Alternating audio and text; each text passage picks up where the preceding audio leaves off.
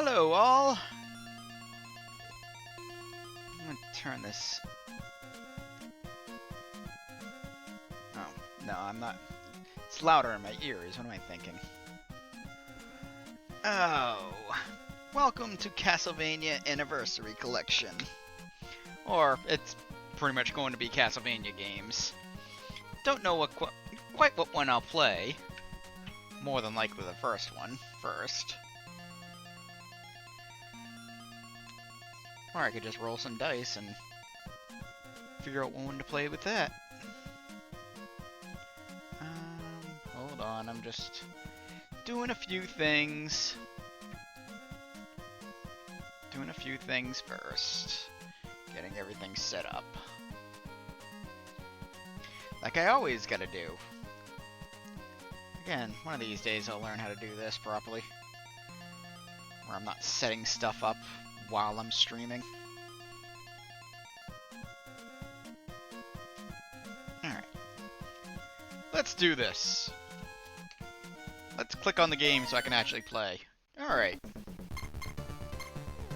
Now, this game was released... God. When was this game released again? Probably should have done my research first. I don't quite remember when this game was released.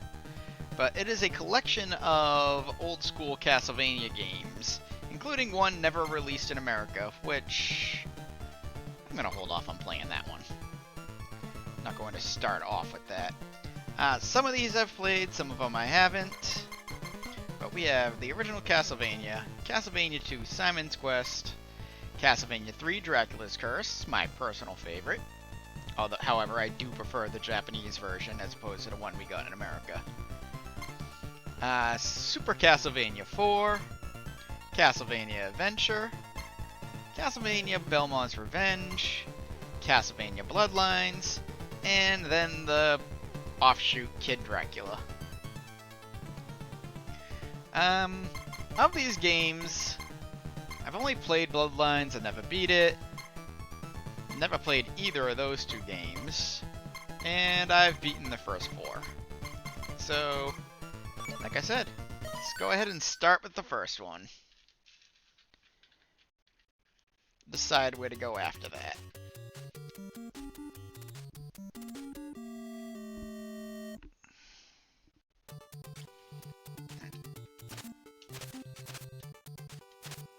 Okay. Top is Japanese controls, bottoms is... I may change that, though. As a matter of fact, I am going to change that. Because I'm playing with an Xbox controller, so... While it's set up like a Nintendo controller, I'm not playing with that, and this would just be easier to do it this way. Save current progress? Oh! So apparently I can do save states here. So...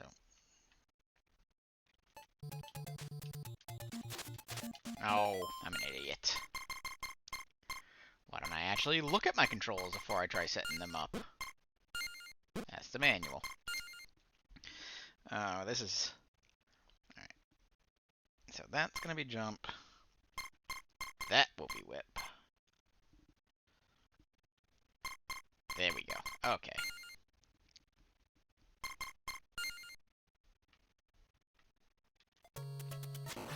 That's better. Like I said, if I'm going to be using an Xbox controller, I'm going to play with my whip on X and my jump on A. If I was using an NES controller, then I would play with whip on the left, jump on the right. Now, this first stage of Castlevania is not difficult at all. It's basically designed to get you used to the game, used to its controls. All the enemies in this level pretty much take one hit to die. Except for the boss, of course. Introduces you to the basic weapons of this game. Here we have the Holy Water, which, when thrown, will go in a small arc and then light a fire on the ground. It is unquestionably the most broken thing in existence in this game. There are 3 bosses in particular in the game that it pretty much shuts them down completely. And 2 of those bosses also happen to be some of the hardest bosses in the game. And I just realized my computer's not plugged in. Huh. That would have been fun. My stream just shuts down because I'm not getting any electricity. Yeah.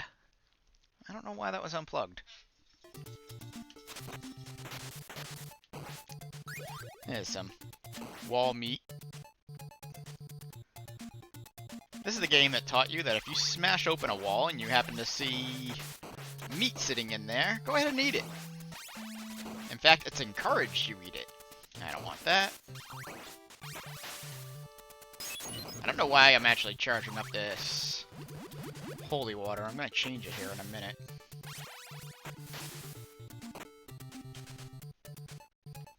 Go with a different weapon, because the holy water, while broken as hell in the game, is not very effective against the first boss. You'll see why in a minute.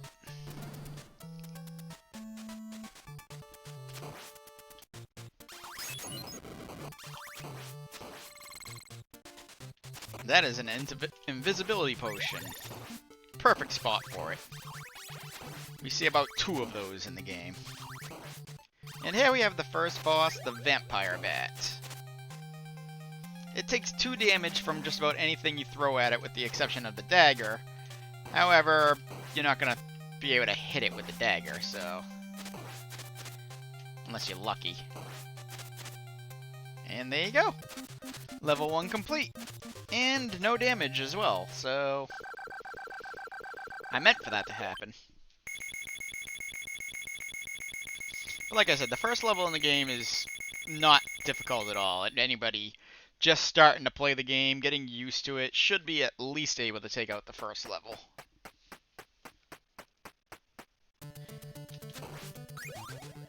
This is where, in my opinion, the game officially starts, and you start getting challenging obstacles thrown at you. Always be on the lookout for those treasures. Because you actually get extra lives based on your point total, so... And when you're first playing the game, you will need every bit of life that you can get.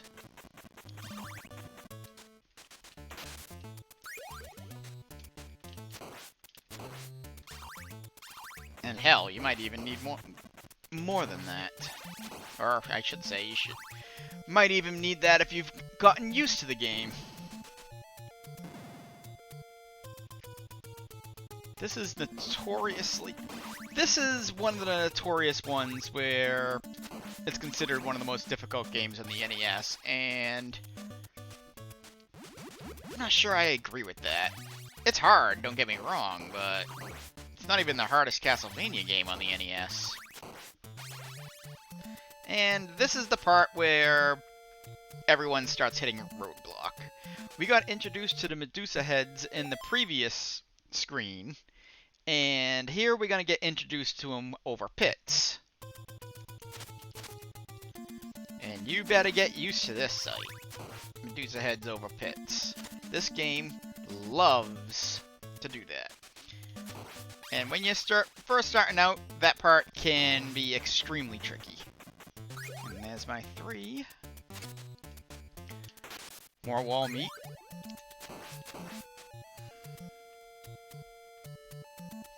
And now we had to deal with the Medusa heads coming up. So now we gotta deal with them going back. Or going this way. Thought they actually appeared sooner than that.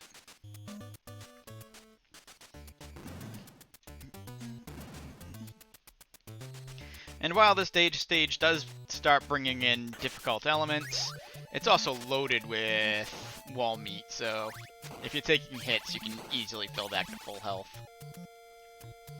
Here we have the Crushers. These are instant death. They have two different cycles. One of them comes all the way down, one of them only comes half, you have to duck under it, and the other one just barely hits the ground and goes back up. But they all give you enough time to actually run underneath, except for the middle one where you have to duck. There would be a 2 or a 3 there if I didn't already have a 3. Here we have another infamous Castlevania enemies, the fire-spitting skull, dragon skulls.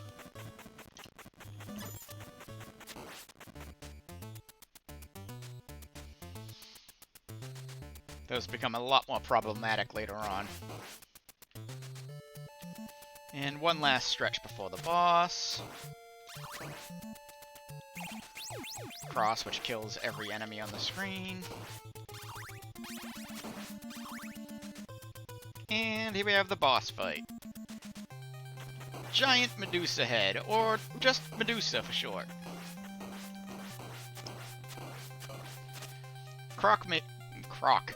Cross makes quick work of her, so if you have it, go ahead and spam it. The holy water also completely ruins her, if you happen to have 3 of those. But we're not going to work on that until probably level 4. Maybe this level, actually. Yeah, this level. And here we have another infamous Castlevania enemy, the Flea Man, or Hunchback if you're old school NES player. And skeletons, which in most Castlevania games are very, very easy to deal with. Don't jump here, otherwise you'll summon a ghost. Just drop down. And completely ignore that thing.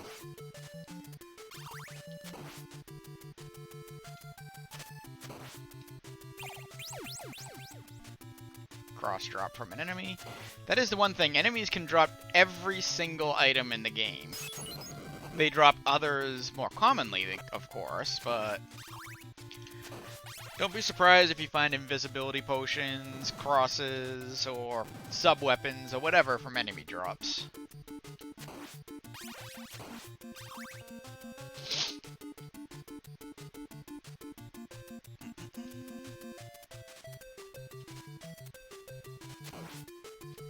Oh.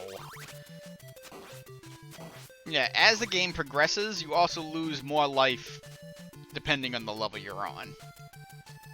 Level 3 is the first level to where you start losing 3 bars of life. The previous 2 levels, you only lost 1.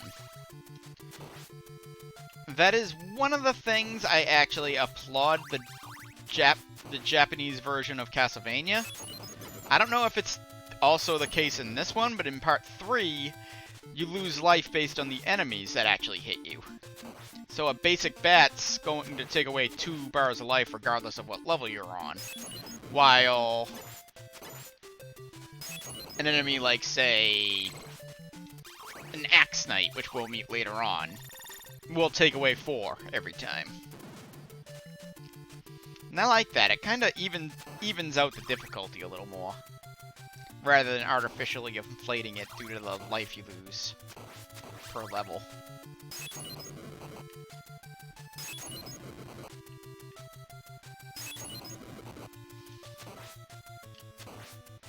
I'm trying to get some 2s and 3s.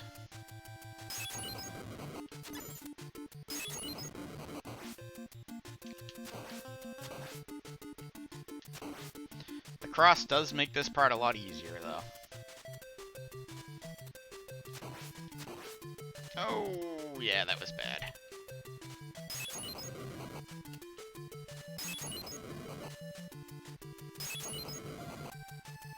Don't hit that one, but no, never mind. This is the one you want to hit. That's the one you want to avoid. Did I get 3? No. Wall meat. Getting that wall meat actually does make this boss a lot more difficult, but the mummies aren't necessarily the hardest bosses in the game anyways. And you can just do this. Oh, they're dead. And there's my 3. Stage 3 down. What's up, Fried Kale?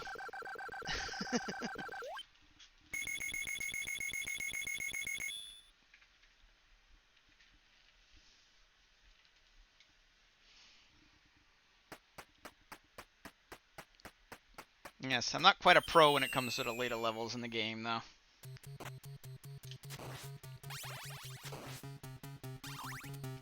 Am I gonna be playing Simon's Quest? I might play that after this one. Depends on how much time I have. Yeah, that was dumb of me. Depends on how much time I have. That one tends to take a lot longer than this. But it is definitely on the agenda at some point.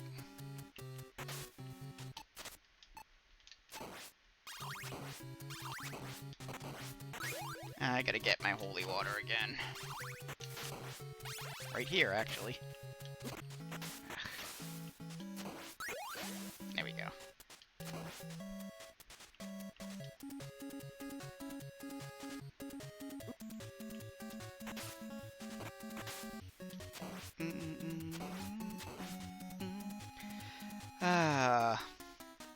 The river level. I never liked this level.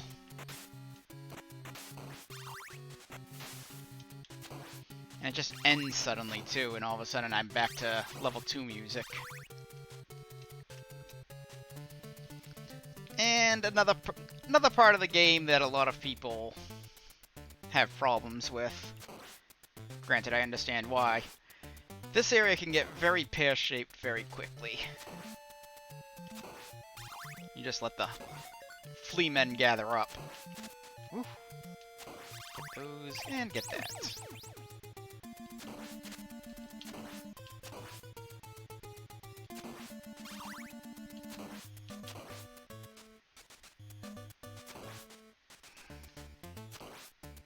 I should be using my holy water so I can boost it up a little. Oh, phew! Thought I was gonna get hit there.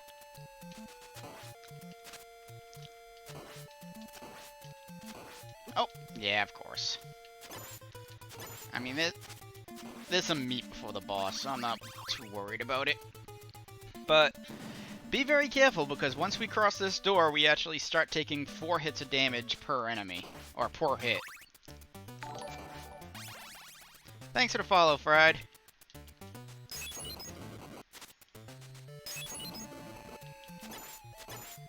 There's my 2. That's what I want.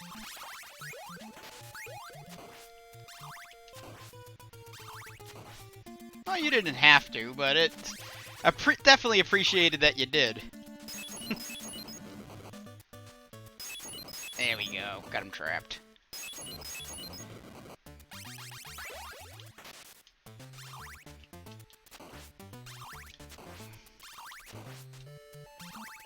And now we have the creature, which everybody calls Frankenstein incorrectly.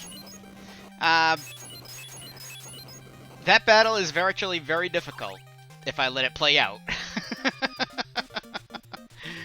That's why I had to go and get the holy water. If I go in there with a cross or an axe or whatever, that leads to problems.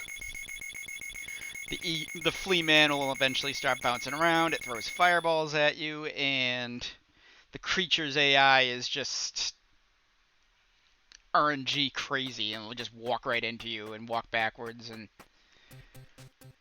it's a nightmare. And we have level 5, the dungeons.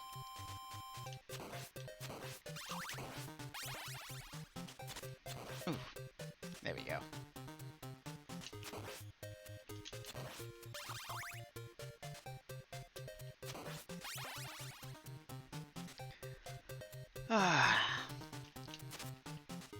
This is also where the levels get really difficult.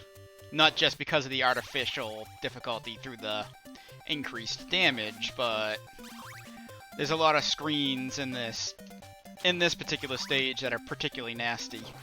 One of which is considered probably the hardest part in the entire game, so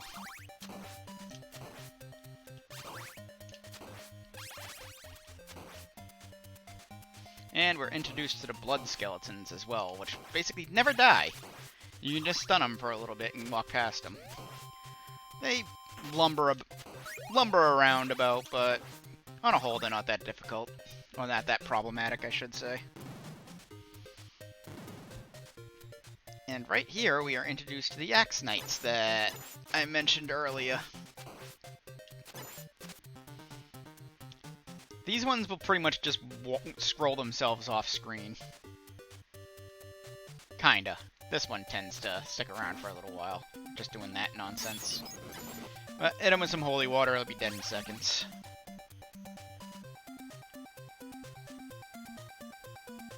Get up there, thank you.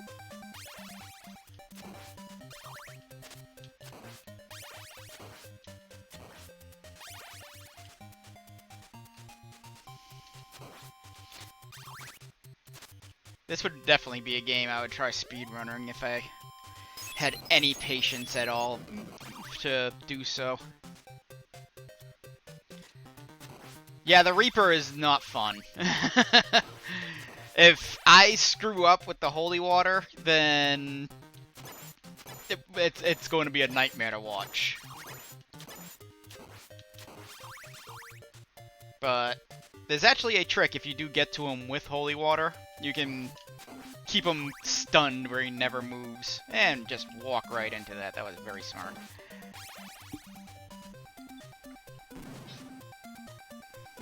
But still, making it to the Grim Reaper is damn impressive. But level 6 is no joke, and neither is Dracula.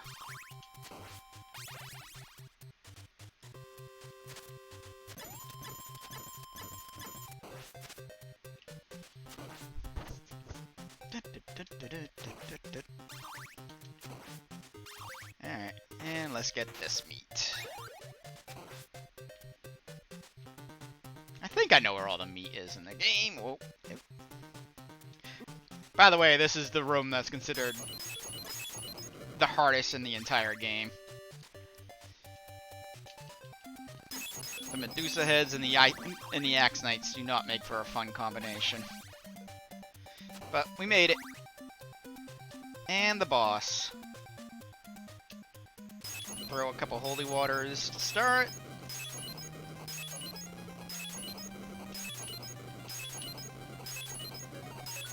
And that's that.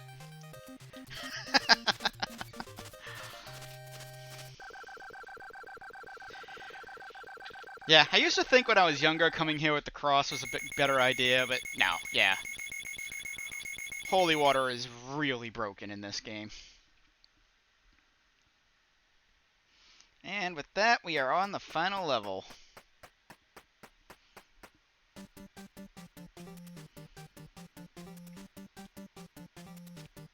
And personally, to me, this is the hardest room in the game, but to each their own.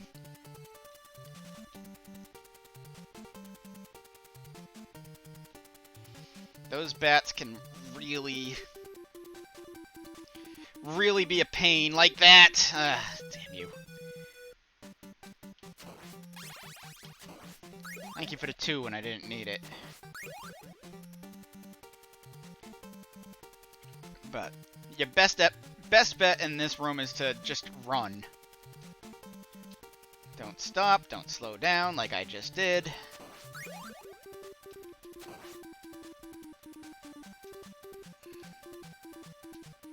There, alright. They worked with me that time. Oh, I forgot about this one. There. They worked with me that time, thankfully.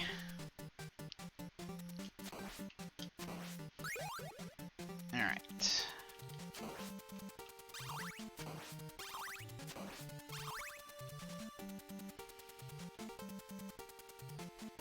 Now, since I died already, I'm not gonna get that yet. There's another cross later on that I can grab. The clock will make this section a lot easier.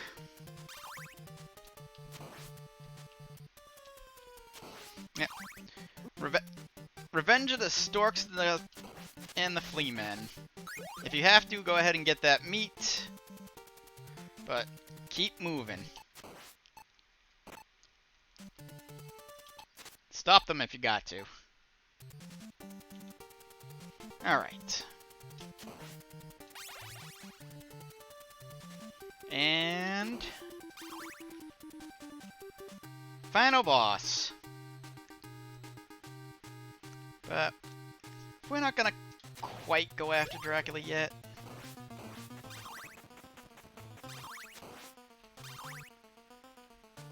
I think I can get a 3 if I hit the candles. I've tried a couple times, but...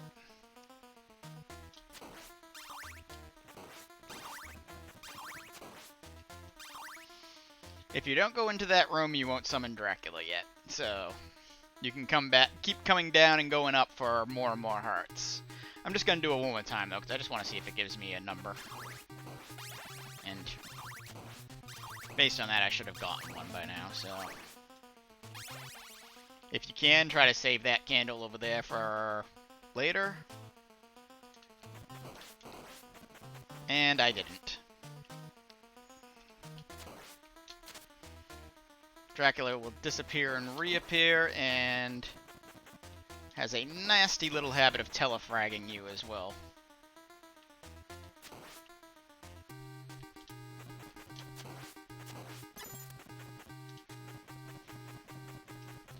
Ah, why did I jump there? I know it is. That's gonna make... I don't think this is gonna be a successful attempt anyways. It's gonna make the next fight. But, yeah. Alright, let's try that again. This might take a few tries. Dracula is very RNG.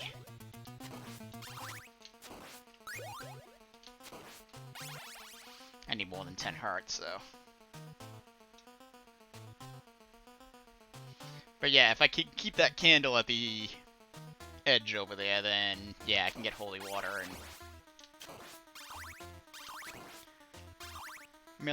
really make the next boss non-issue. Yeah, spoiler alert, Dracula has 2 forms.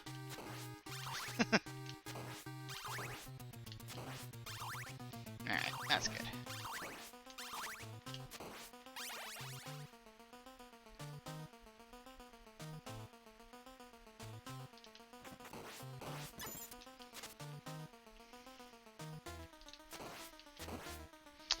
Oh, come on.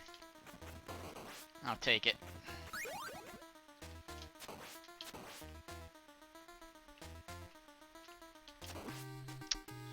Ay.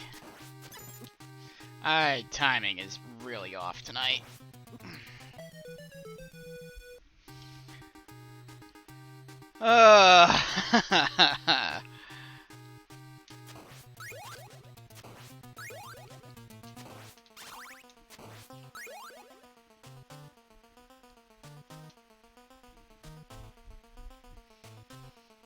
Alright, let's go get more hearts.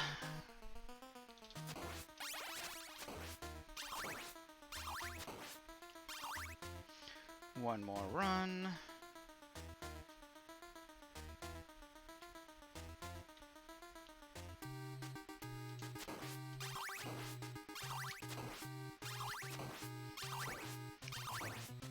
On the plus side, this is basically the end. If you die or if you have to continue, you will always start here.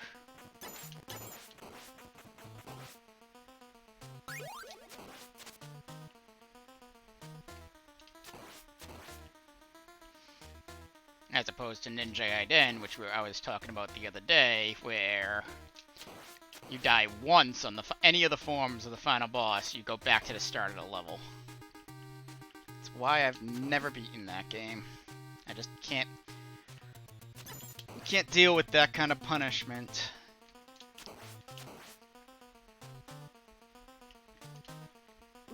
Oh, come on!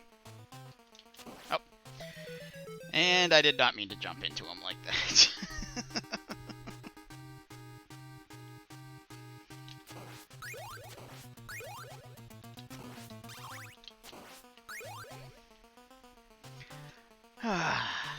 I normally don't have this much trouble with Dracula. It's his other form that's a pain.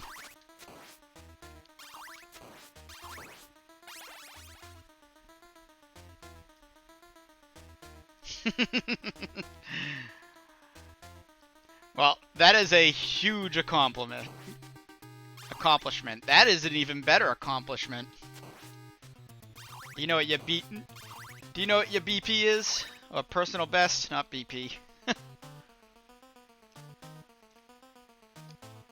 test personal.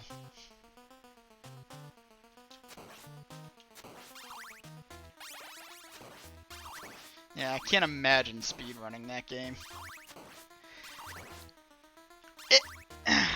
I think a lot of people have a harder time with Castlevania because of the controls. Ninja Gaiden definitely plays more fluidly.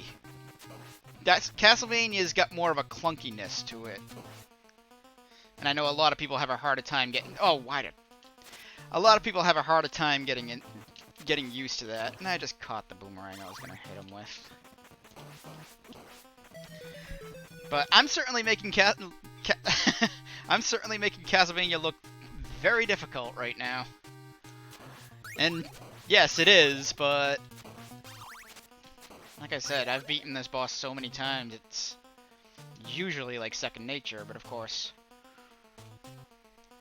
when I'm showing it off to people, I can't get the hang of it.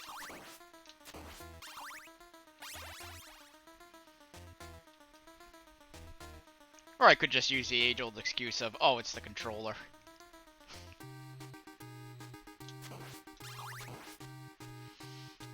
That is true.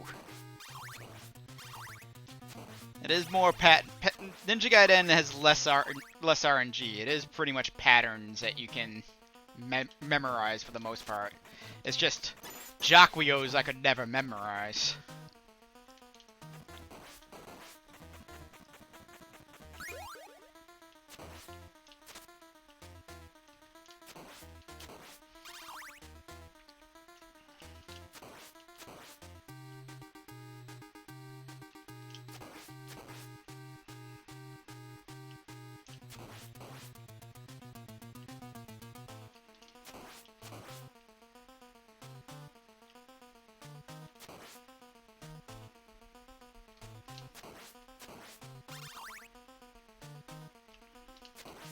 Ah! Damn it.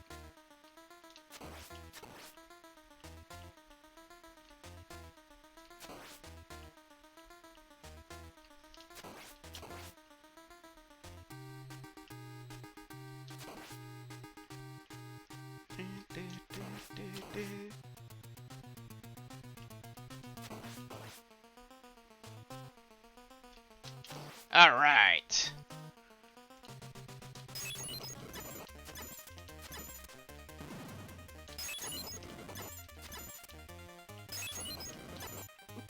Ah.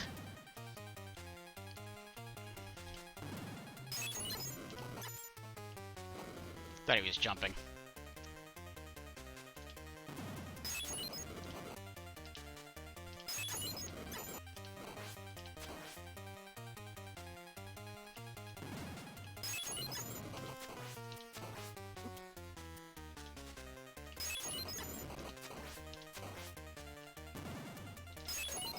Yep. Thank you very much. I got kind of scared towards the end there, but then I looked at his health and I was like, oh, okay. But that is Castlevania 1. And what did we get that done? 33 minutes? Achievement unlocked. I didn't even know there was achievements in this game.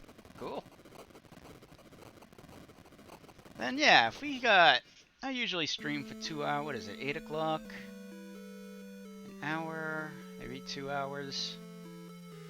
Sure, I could definitely get Castlevania 2 done in that time. So we'll go on to 2 next. I was either going to do 2 or 4, depending on how much time I had.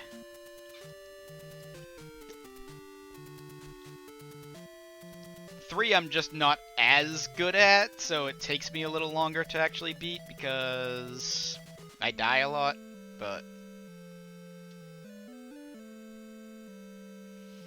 I can absolutely beat 3 as well. And the hero, Simon Belmondo.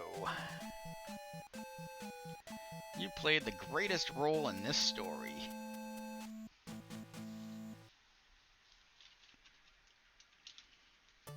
Alright. We don't need to do that again.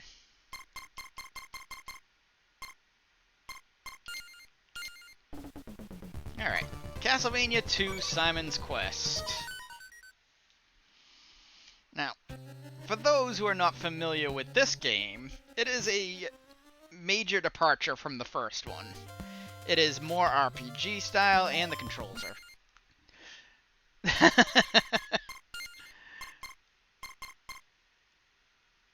That was jump, this was whip. Okay. Again, playing it on an Xbox controller. There we go. Alright. We got everything now. This game is a departure from the first one because it has more of an RPG element to it. You go around buying items and gaining levels, and if this guy would... Oh, I whip, that's right. Ugh.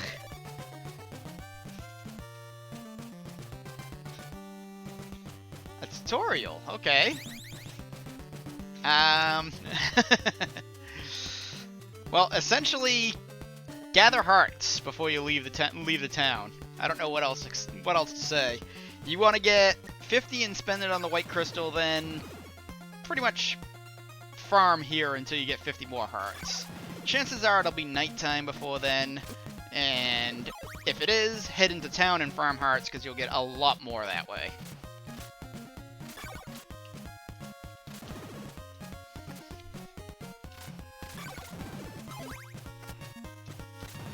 But beyond that, it's tough to really give a tutorial for the game. It's more if you watch and you know where everything is, you can get it done relatively quickly.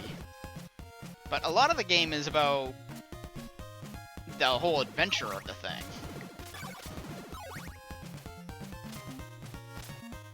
Yeah, the map is extremely confusing.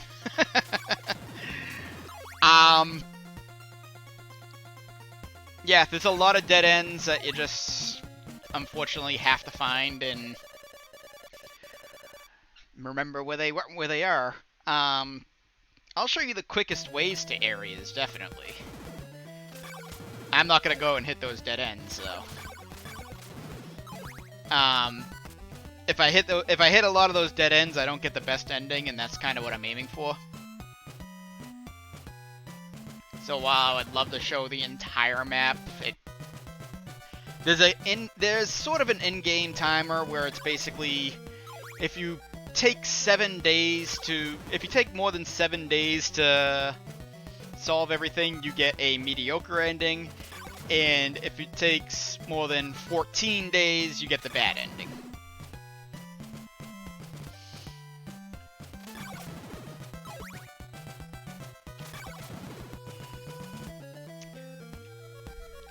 But what's funny is, because the game was such a mess as far as, like, translation goes, the endings are all screwed up. So, like, the bad ending is the good ending, the mediocre ending is the bad ending, and the good ending is the mediocre ending. It's so confusing.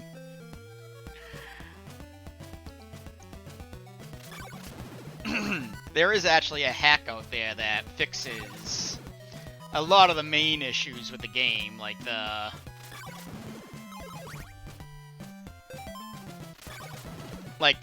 mistranslations. It gives you better hints as to where you want to go.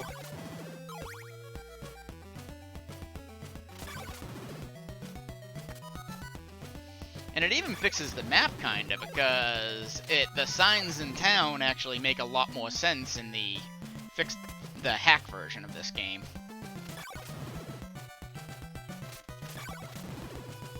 Castlevania 2 Redacted, I think it's called.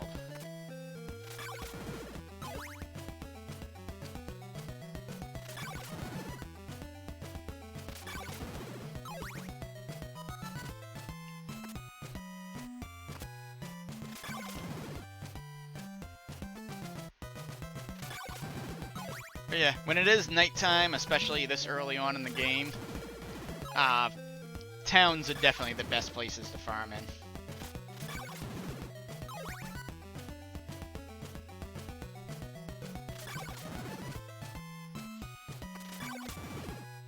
Wow, 3 times. I've beaten Castlevania more times than I can count, and I still don't think I could reliably speedrun it. I just take too many mistakes when pressure is on.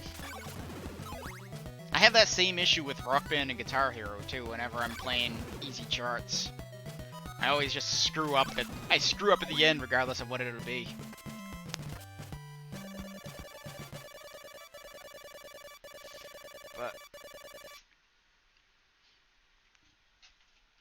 But yeah, Super Metroid I'd never actually beaten. That was, ironically enough, that was one that I kept getting lost in. I had no clue what to do in Super Metroid at one point.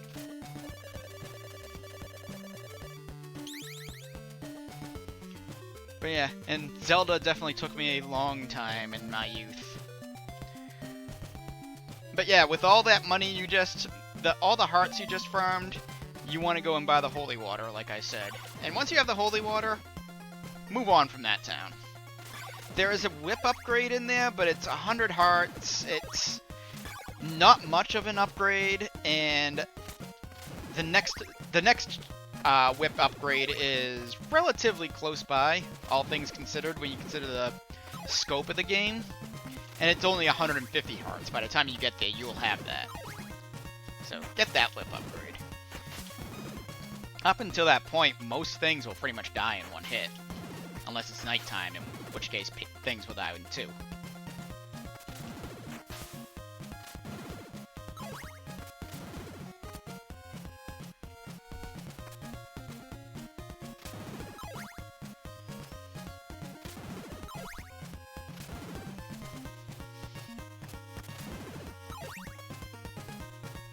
Okay, this is the first real intersection in the game. You want to go this way. Going down will actually, I believe, take you to the town where said whip upgrade is, but we don't have it. We don't have what we need yet.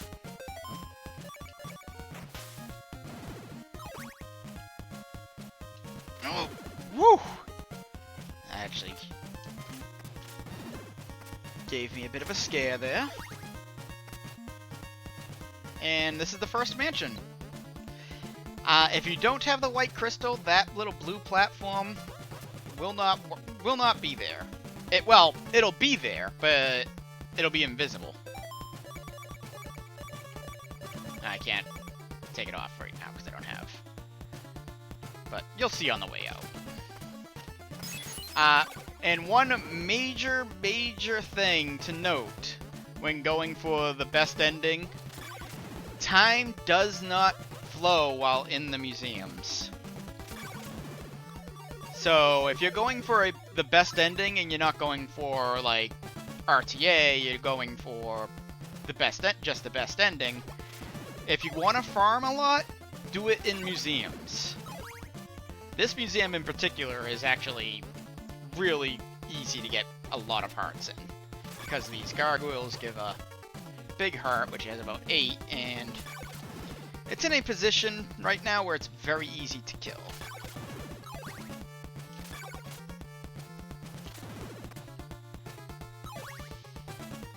But once I actually get the item in this museum, we'll probably do a little bit more farming. Actually, I may be alright. By the time I get to the end, if I get lucky with the heart drops. These 2 platforms right here are invisible. There's no indication of it, other than the fact that I'm walking through it right now. So when you go to jump up here, make sure you through them a little bit, so you can get over them. Yeah.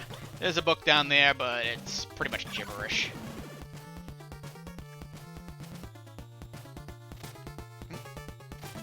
Knock it off.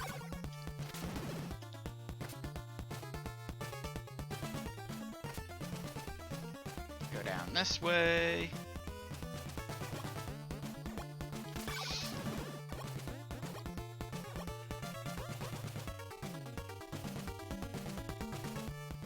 And you want to go here. You need to buy an oak stake in every museum. Well, You need to make sure you have an oak stake by the end of museum. If you wanted to go and buy another one in the same museum, you can. Just be careful, because once you use it, it is used up. You cannot throw another one. So every time you use it, you have to buy a new one. All I wanted to do was come over here and show this. Flame flickers inside the ring of fire. No idea what that means. To this day, I still have no idea what that means.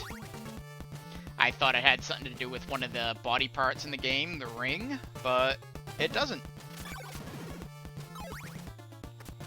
And one of the biggest beginner traps of this game, right there, those two underneath the column there are invisible.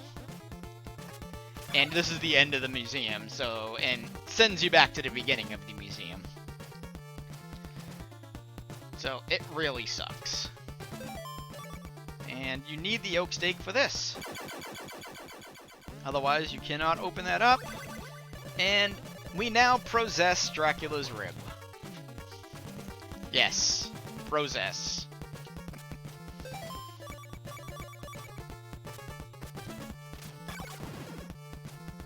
And we'll equip the rib, and unless it's a location that requires me using a crystal or another body part, we will be keeping the rib equipped for the entire game. What it does is it blocks fireballs.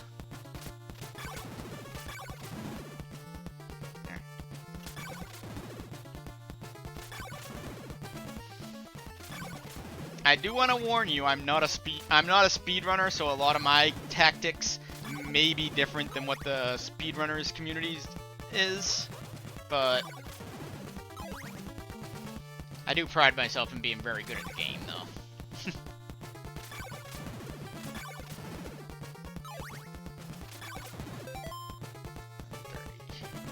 Yeah, let's get to the 150 I need. This is the spot that I grind, so when I need hearts.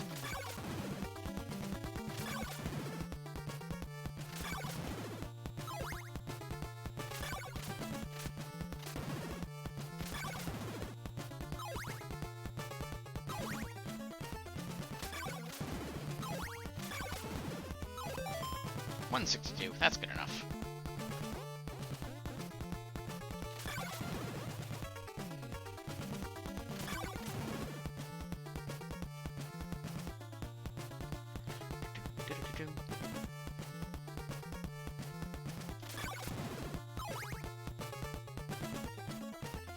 And now that I have the rib equipped, invisible platform is invisible.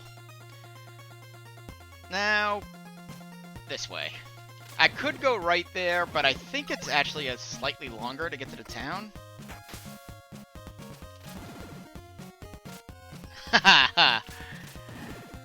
Amazingly enough, I'm actually very good at those games, too. I was actually torn between project. I was either going to do this, or I was going to do Mega Man Anniversary Collections. But I just spent a weekend down in Philadelphia with my friend, and his son wanted me to play Mega Man for him, so I ended up playing a lot of Mega Man over the weekend, so I wanted a bit of a palate cleanser in between. Mega Man happens to be, with the possible exception of Dragon Quest, Mega Man is probably my favorite series of all time. And that's every one of the Mega Man series. And these towns will have empty rooms like this. Throw your holy water around every so often.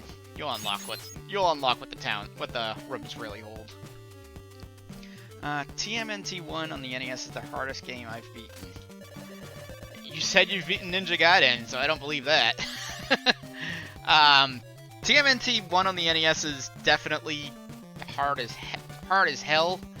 I know the 5th level in particular, if you don't get lucky with a Technodrome, is you can pretty much lose every one of your turtles in a span of a few minutes.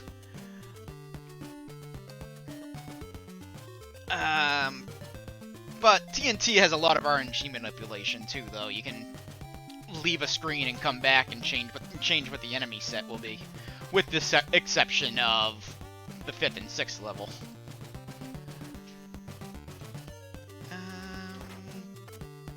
I don't know what's faster, but I'm gonna go this way. What we just bought was the Chain Whip. This will pretty much last you a majority of the beginning of the game. And not until we get to the second half will we change it.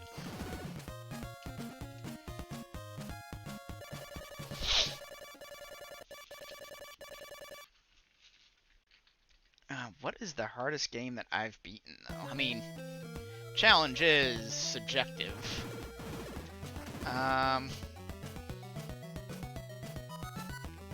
People would say Battletoads would be the hardest one I've beaten. Just because I hear Battletoads is, for whatever reason, widely regarded as one of the most difficult NES games ever. And again, it is hard, but they're like, oh, the Turbo Tunnel is so difficult to beat. No. Turbo Tunnel's easy. It's memorization. The hardest part of the Turbo Tunnel is at the end where you have to do the quick up and down movements. You now possess a sacred flame. There's a flame over there, by the way.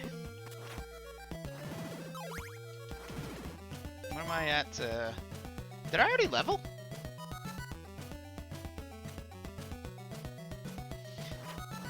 It depends. Some are hard, but when the challenge is artificial, I don't like it. Like, yeah, I love Castlevania 1, but a lot of the challenge in those last levels really does come down to them increasing the amount of life that you lose.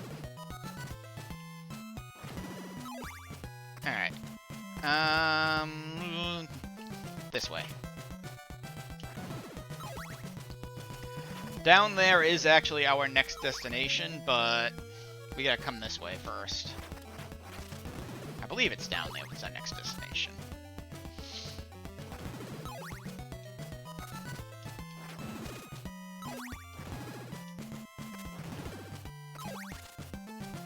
There we go, yes. This is where I want to be. But unfortunately, we gotta wait for daytime. And yeah, for whatever reason, this town, the enemies are really tough to fight, or tough to beat. They take 3 hits with the Chain Whip, which is the 3rd strongest weapon in the game.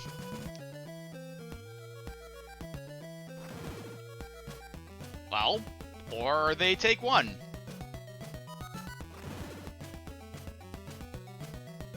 I don't know what made that zombie on the bottom that much stronger.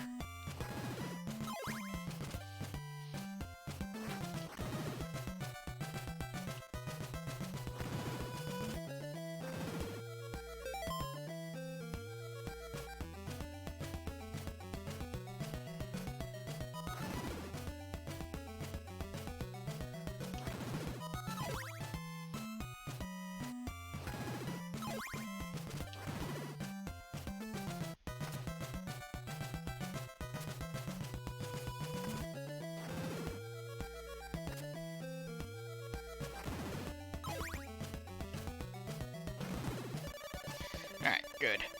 I'm right where I want to be, too. That's perfect. Go up there a little bit. Nope, I gotta go a little further. There we go. Come talk to this guy. He will give you a blue crystal for your white one.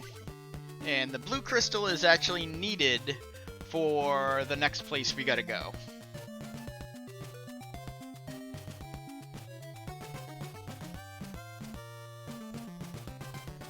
And while we are here,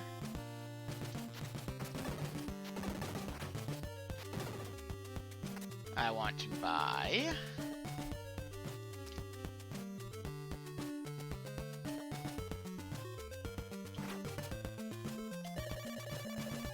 buy some of my well rolls. No. Yeah, I'm gonna save on that. I don't remember what you want to get garlic too. I just don't remember where it's sold in the town. It's got to be on the bottom, though.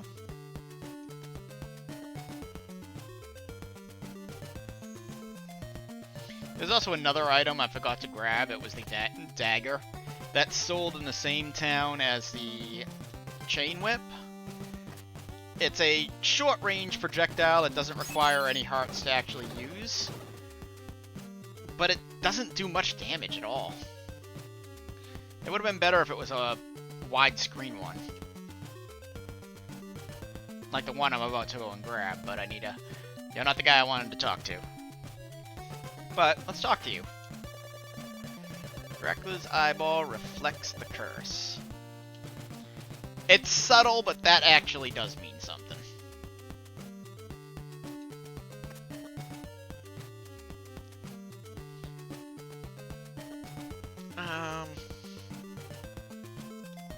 So where on earth is this garlic? Oh, it's gotta be in here. Better be in here.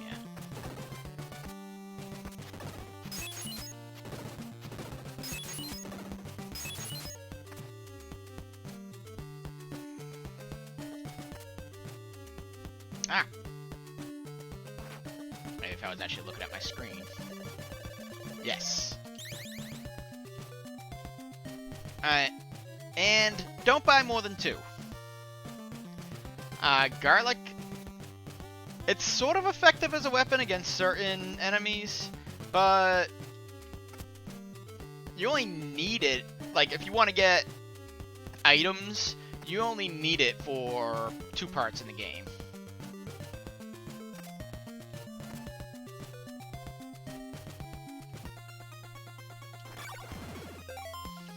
One of them is right here. Summon this guy, and he will give you a silver knife to save your neck. Silver knife is basically a complete upgrade to the dagger that I had mentioned earlier. It will travel the whole screen and deals roughly the same damage as the dagger, or I believe. I don't know if it does as much damage as the chain whip, but the only downside is it costs a heart, and we will not be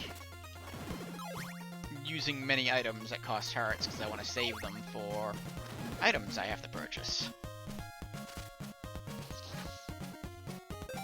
Alright, I'm back on holy water.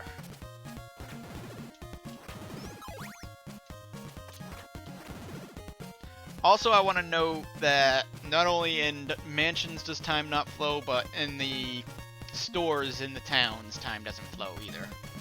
Basically, any indoor area.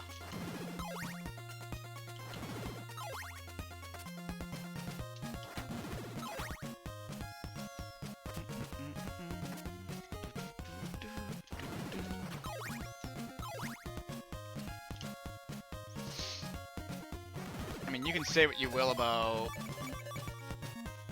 Castlevania Simon's Quest, but it has a phenomenal soundtrack.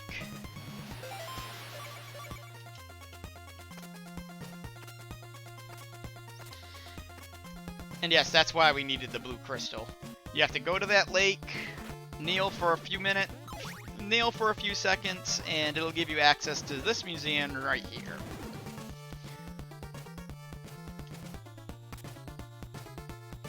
The museums, the mansions also have names. I don't know.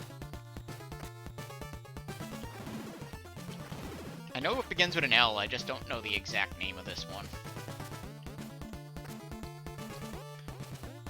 I like to call it the museum, I keep saying museum. The Mansion of Annoying Jumps. Uh-oh.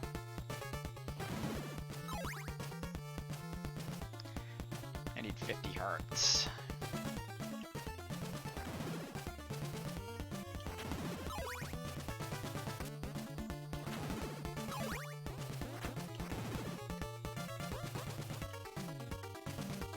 Where am I going?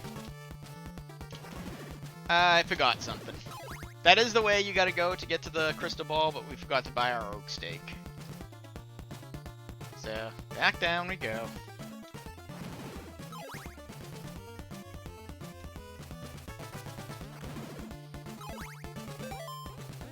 Actually, you know what? I did that on purpose, because I needed the hearts. I wasn't lost at all. No.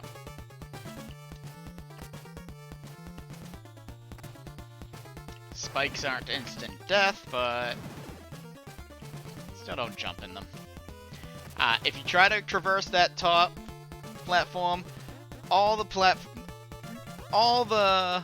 blocks underneath the doors there are invisible. There is a book up there, I believe, but I don't think it says anything. Might as well go up there and check, though.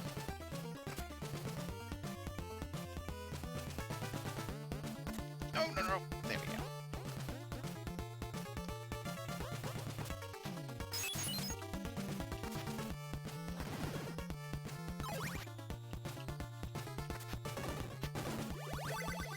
Destroy the curse with Dracula's heart. Again, it's subtle, but that actually is a proper clue.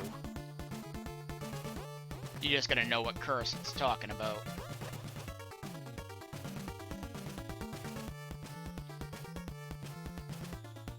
Which we will find out.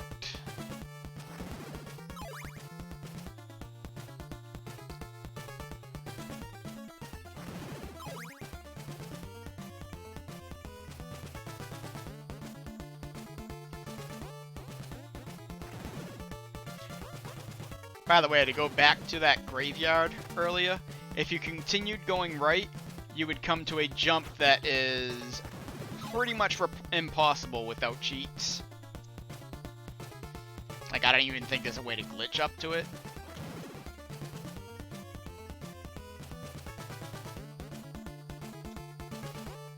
But it becomes important later on, the jump. There's a part in the game where the game basically loops over like you went around the world. And you end up back at that place. Another book. That flat out tells you what you have to do. And it basically tells you about the knife that I just got. It's not often when a clue in the game actually tells you almost verbatim what you have to do. And there's the orb.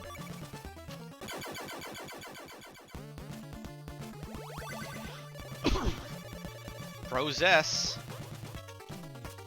I'm gonna process everything.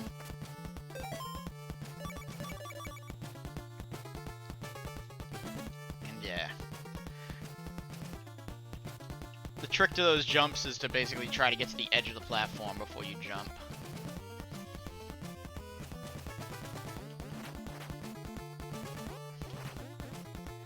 Okay, no problem.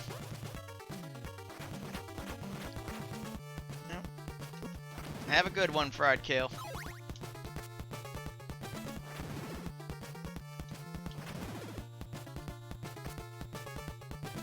Anytime. I'm gonna come to you about Ninja Gaiden advice. I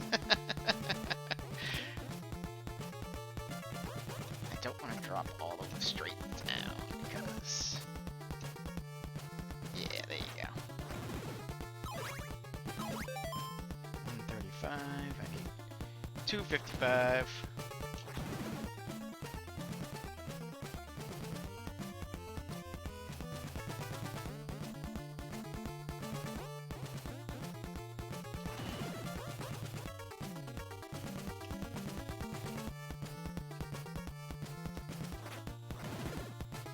Do not jump down there, otherwise you'll end up in a bath.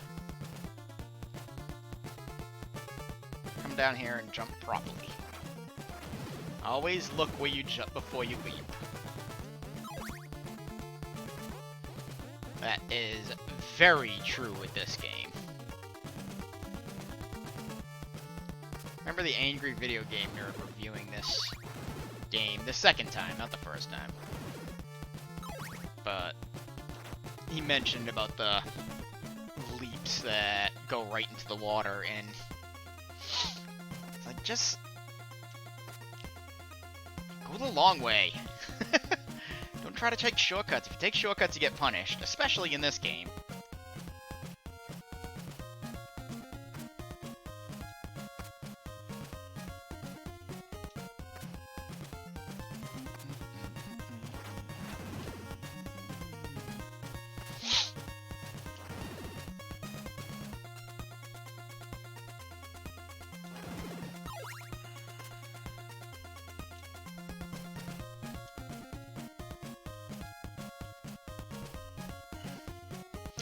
I don't know when it's gonna never mind. I'm definitely behind a little bit, though. But now that we've got that Dracula's heart... There we go, that's what I was waiting for.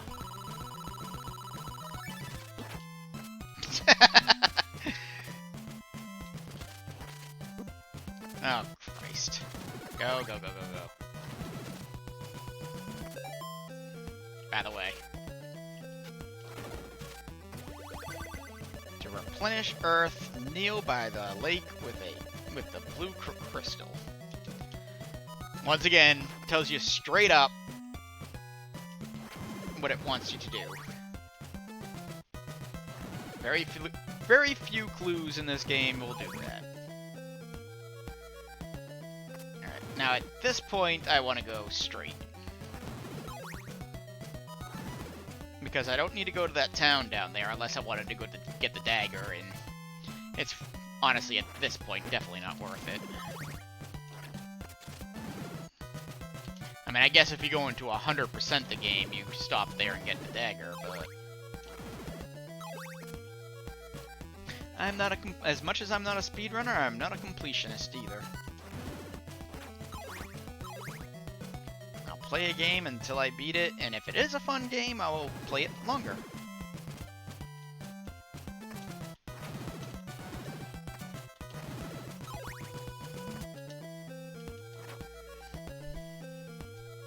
There's the castle.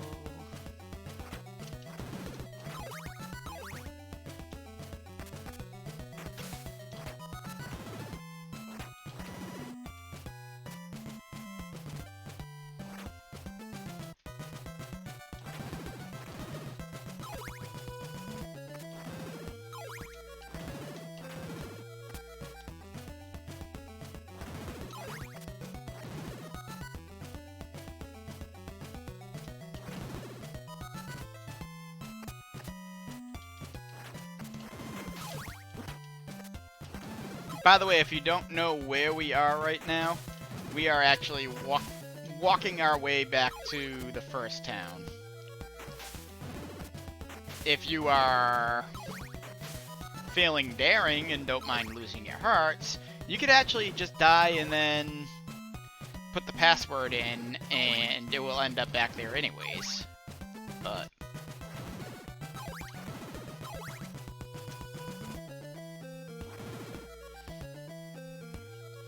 the only way to get a password is you actually have to die and get to the password screen.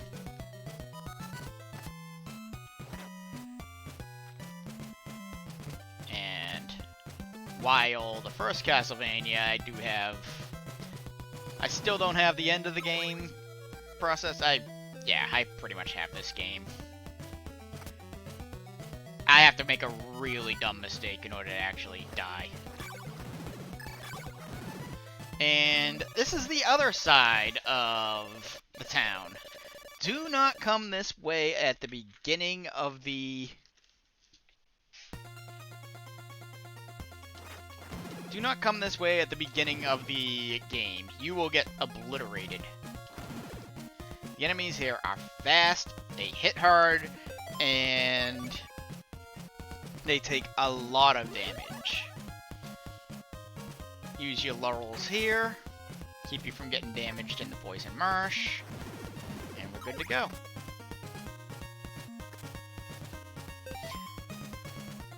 Now, this is where a speedrunner's path may vary. I'm gonna go to the mansion right now. This area splits into two things. You remember in the old mansion that it talked about a curse that needed to be replenished with the heart? This is the curse he's talking about. If you talk to this guy without showing him the heart, he will send you one way, which doesn't let you complete the game. But if you talk to him while holding the heart, he will send you to a totally different direction in where the third mansion is. So, stop hitting up to try to talk to people. Let me show you the way. There's nothing to tell you that that is the curse, but it's just trial and error to actually find out about it. And level 3, or Mansion 3.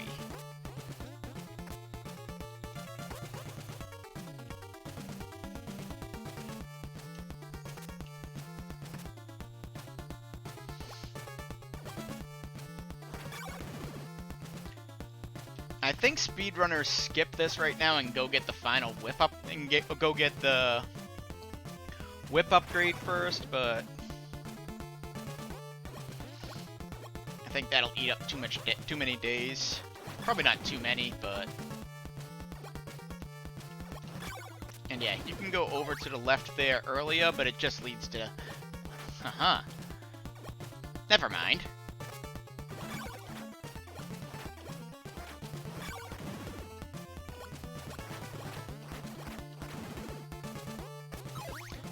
It's over here I gotta go left. You could go left at the bottom there, but it doesn't lead to anywhere. It just leads to a dead end. Just as the same as the top. If you go up top, it leads to a dead end. Found that out the hard way.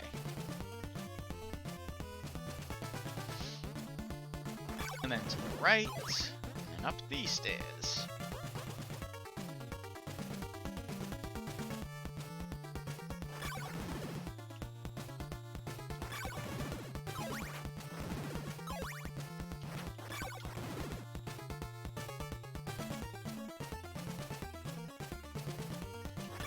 Ah, you had to shoot fire right there.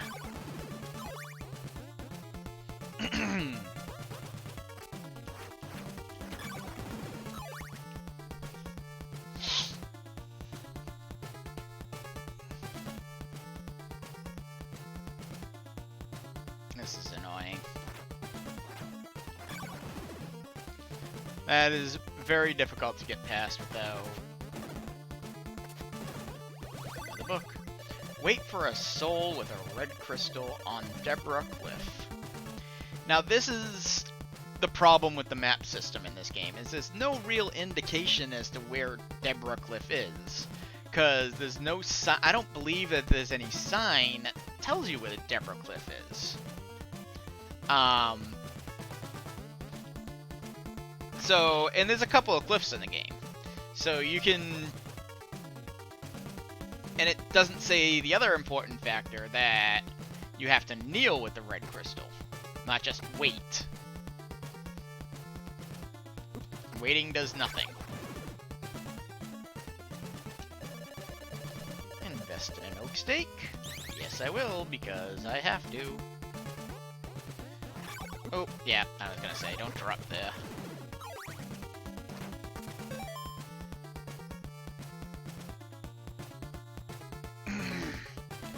I might have to go to the church in the next town.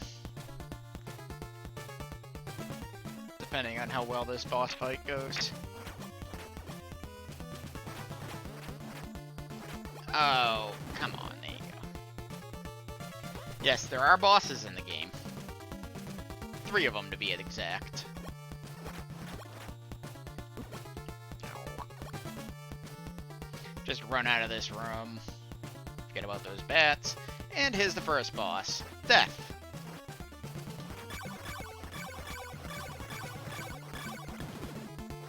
He is considerably easier. Well, hold on. Considerably easier as I run away from him. This is actually one instance where the garlic actually helps. You now possess Dracula's eyeball. Yeah, I'm gonna waste my garlic. Get another one. Just, oh. That is actually bad, because death kills you in one hit.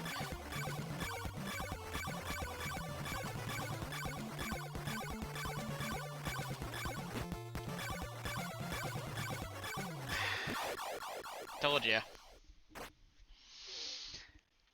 Okay, I screwed up. We're gonna do this then. The goal with the enemies, with the bosses in this game, just get them stunned. I'm wasting. I didn't want to waste the hearts. I wanted to get him on the garlic, but.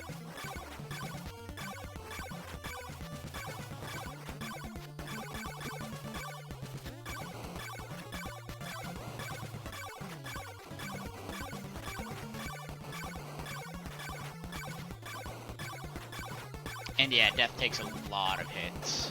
There you go. But he gives you one of the best weapons in the game. The Golden Knife. It is another long-range dagger that basically, when it hits an enemy, it produces a ring of fire. This is, I wouldn't say it's necessary, but it makes the next boss in the game a complete joke. But you need the hearts. It takes 2 hearts per shot, so... Oh, because I died on death like a fool...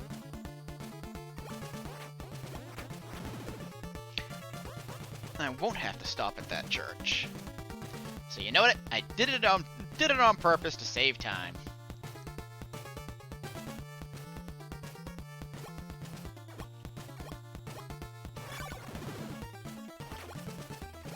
Jump down.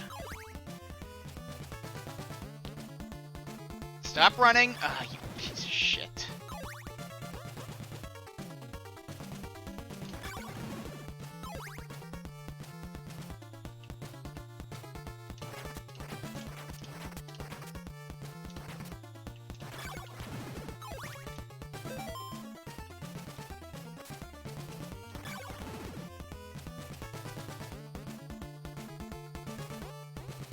Just go. If you get hit, don't worry about it. It's a lot better than just waiting for them to work with you. The RNG in this game can be a little ridiculous.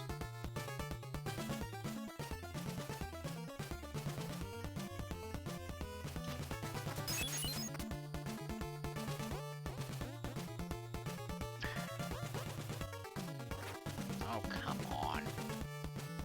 I don't want to be working on this and you jump down and snipe me. There you go. Thank you.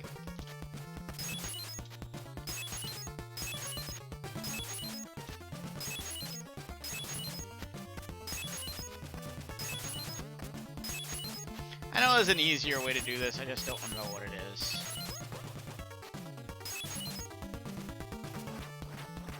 Because they wouldn't just trap you down here.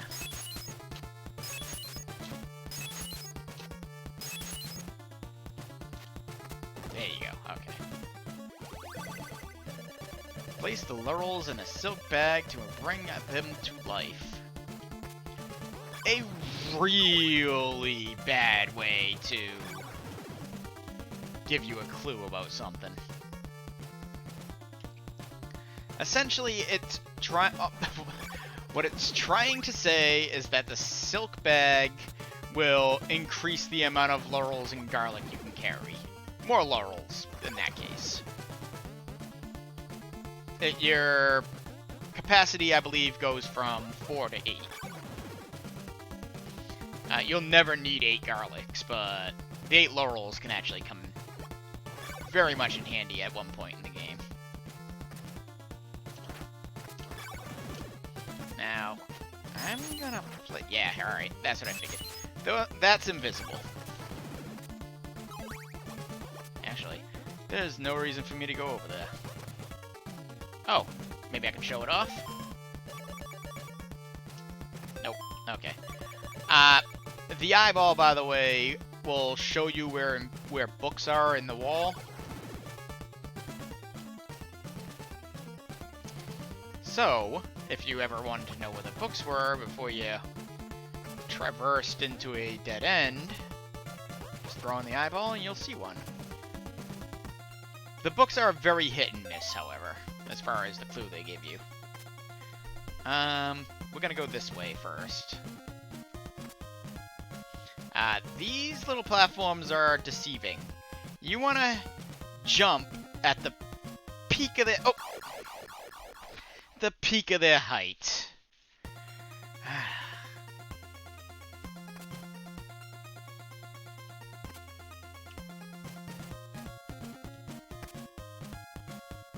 And then these ones at the lowest of their height.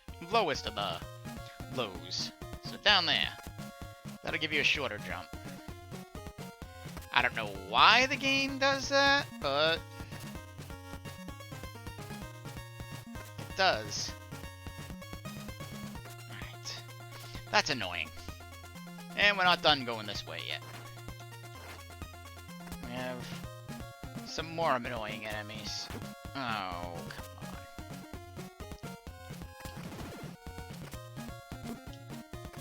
Fine, just do you.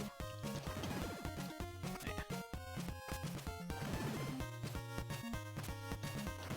This is another great spot, by the way, to farm for hearts, provided you can get here safely. And all that leads to a guy giving you a diamond. Using a crystal at this wall will do nothing, so if you haven't had the red crystal, don't even try it. The diamond is a very useful item indeed. Not useful outdoors, though. It is more of an indoor weapon. What it will do, it'll basically ricochet off walls and ceilings, and basically cause chaos when used in the right environment. It does cost a heart to use, though.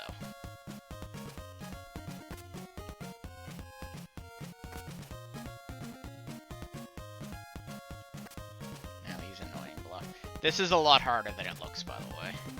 Getting this timing right. Like I said, just make sure it's the peak and the lows.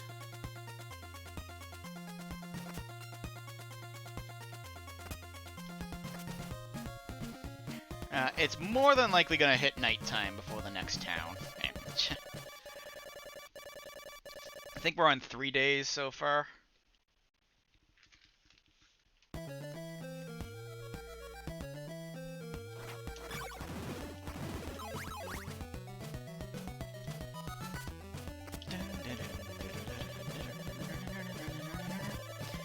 That is the message he'll give you if you are not holding on to the heart. And he will take you to a good place. And I think if I stay on it, I'll go to that good place. Yep. Okay. I can tell from because of the color of the ship. It looks the same, but it's not. There'll be a town right here. Sure enough.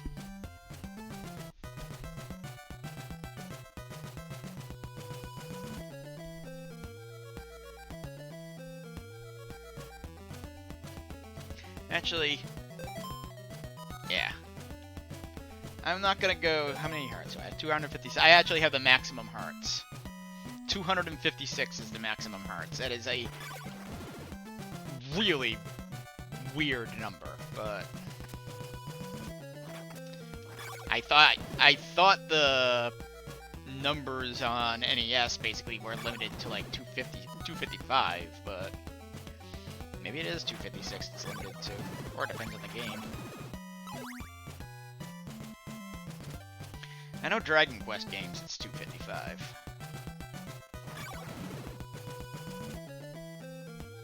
Well, Dragon Quest games on the NES.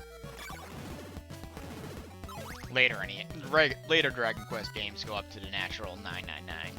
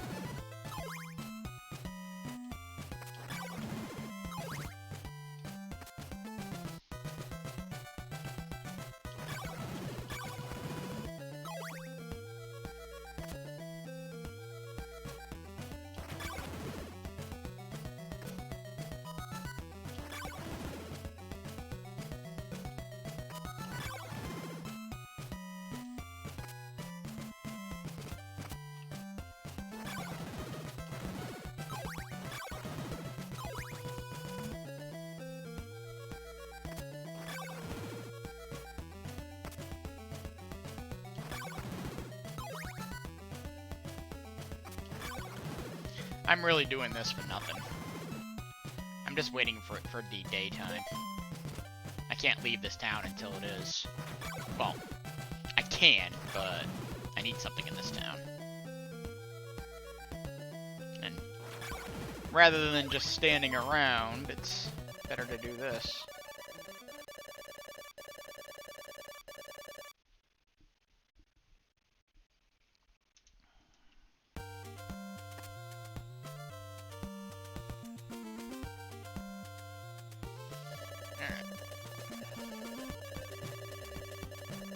Yes!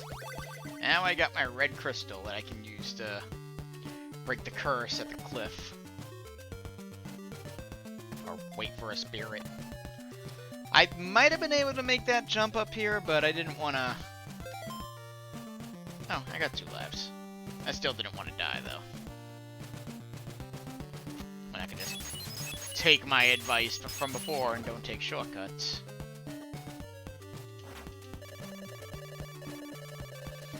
Some of my laurels, yes. Yeah. I definitely need at least 4.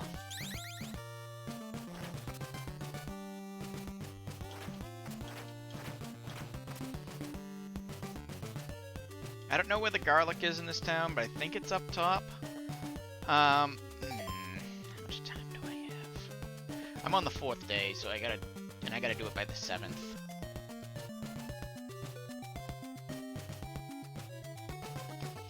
I probably have plenty of time to go and get that garlic, but I am going to... Alright, I'll go get it.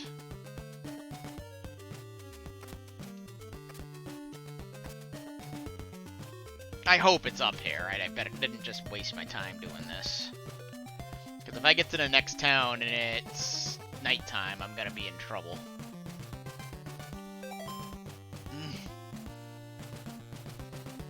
Have time, but it's just...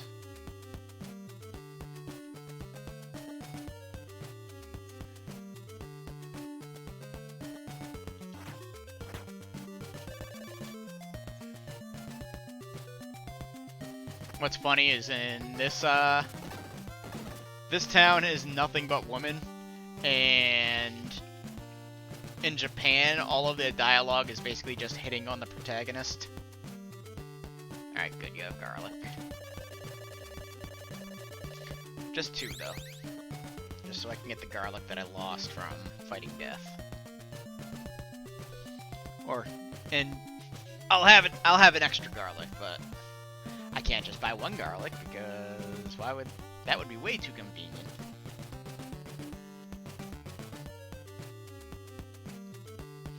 I really... No! Damn it!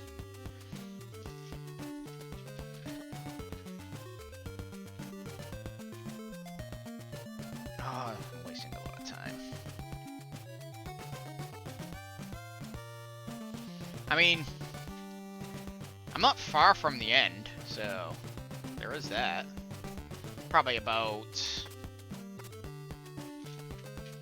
a little over halfway. This time I'll be taking shortcuts, so. Okay, I knew the water was over there. I want to get through this area as quickly as possible. Just to get to the town and get the item that I need, then I'll come back over here and get the optional item. The optional item is down those stairs there, so if you have time, you can head down there and grab it now before leaving town. This is an annoying screen. Slimes love to hug ya, and I'm dead. Oh no! Oh! Ah! I thought I had a 2 there. Well,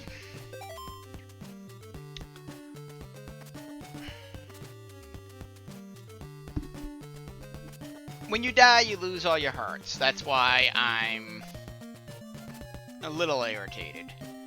But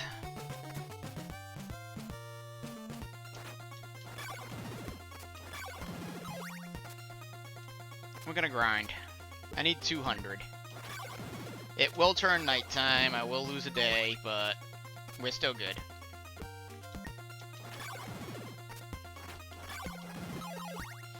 Don't try to rush that screen with the slimes. Take your time, fight them. Don't do what I did. Because getting a game over in this game is not fun.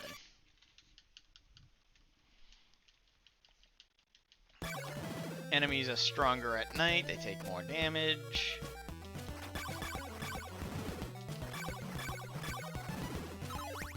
But a lot of the times they give you bigger hearts, so...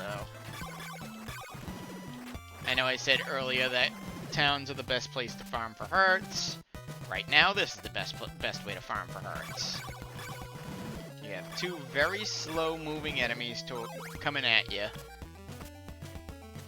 that drop big hearts.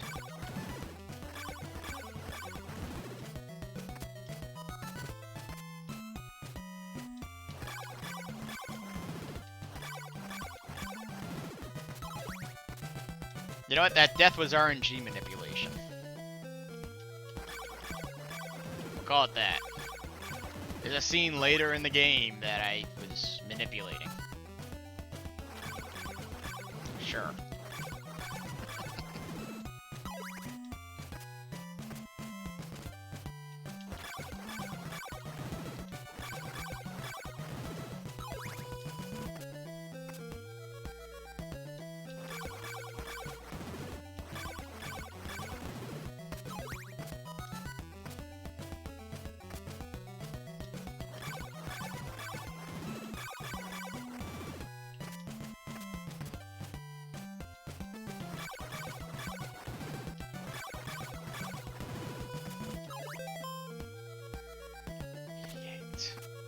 I'm definitely not getting hearts at a very quick rate.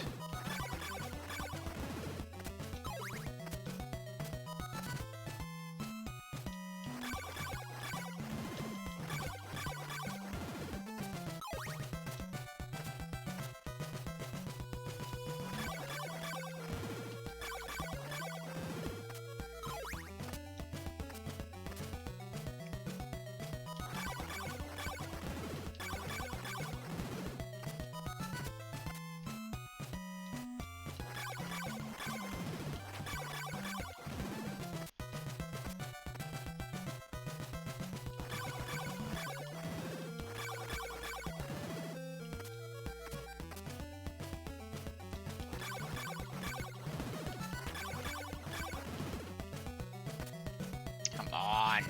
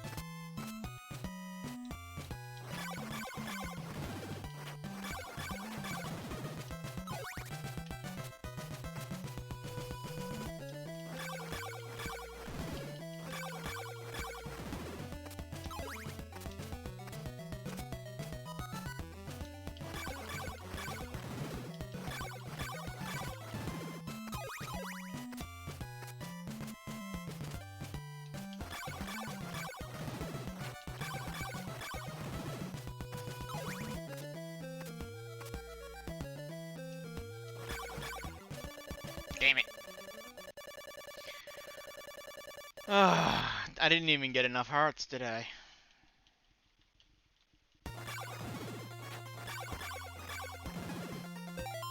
$160. Of course not.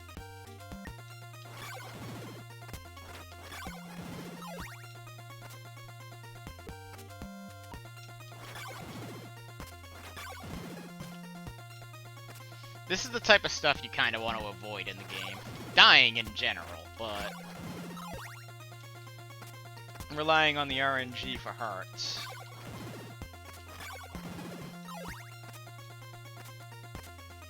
didn't die, I wouldn't have to do this. I wouldn't be sinking time into...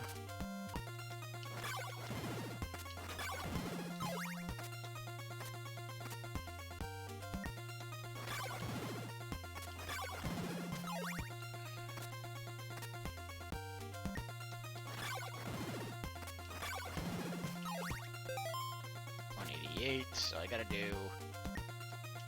3 more hearts.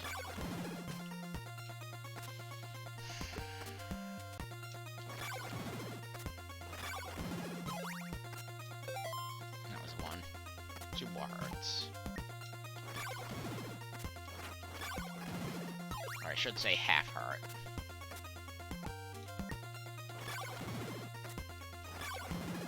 You kidding me?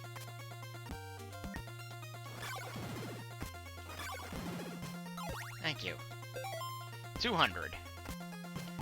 There's no taxes.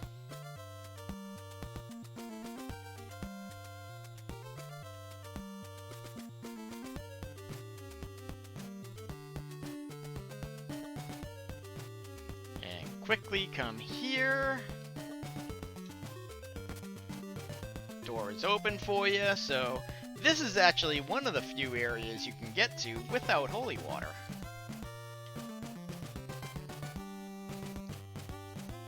Good luck getting here without holy water, because then you can't get laurels, you can't get garlic. I think there's a couple of other things you can't actually get, but... Can't get the chain whip. You have to come here with the leather whip. But yeah, now you get the Morning Star. This is a prelude to the strongest weapon in the game. You cannot get the strongest weapon in the game unless you have the Morning Star. If you could, I would never grind for this, because it is replaced extremely quickly. Of course, as you can see, the enemies are dying in 1 hit now. Once again, make sure to jump at the peak, and come here. Put on the red crystal, and kneel, and wait.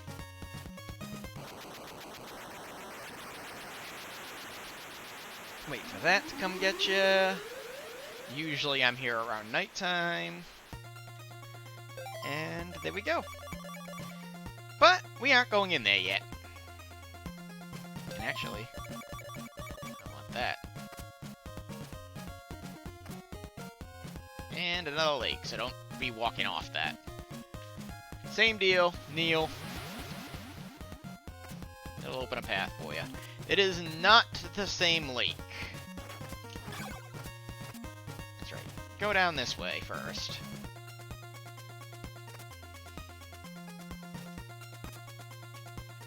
Same deal with these platforms, but they're not nearly as punishing as the other ones. And I will give your Morning Star the power to spurn away evil. And hell yeah, Flame Whip.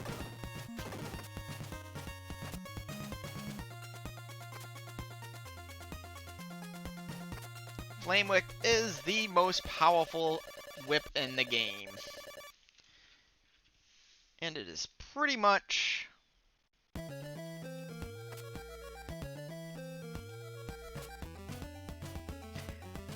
the weapon we're going to be using for the rest of the game. Now we're going to go back and get that mansion we skipped. The reason we go get the Flame Whip first is that way enemies will die in 1 hit instead of 2. Makes the whole experience a little easier. This is mansion number 4, and it is a whole slew of confusing. Straight up, you do not need to go up there. Ever. Go through the wall here. I don't think you need to go up there anyways. You know what? Don't listen to me. I am a fool. You do need to go up there for something.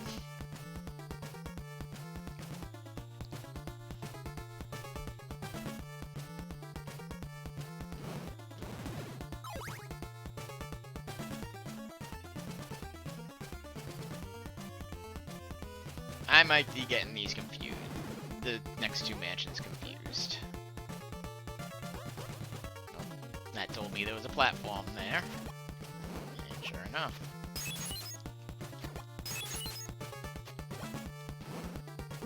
Of course. Don't even worry about those rocks. I'm pretty sure that whole section over there is broken.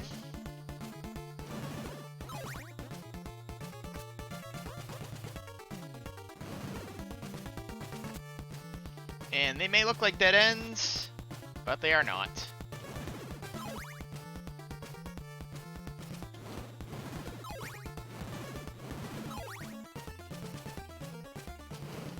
Ugh. And level up.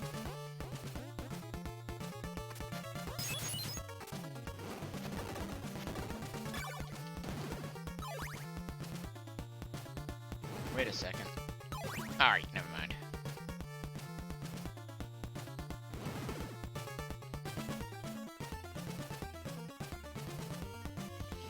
I'm just showing off a book right now. Right here. There we go. The curse has killed the laurel tree. Gibberish.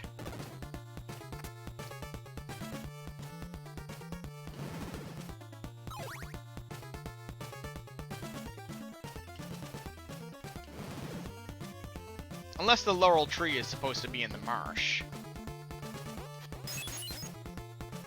In which case, yes, I guess the curse did kill it.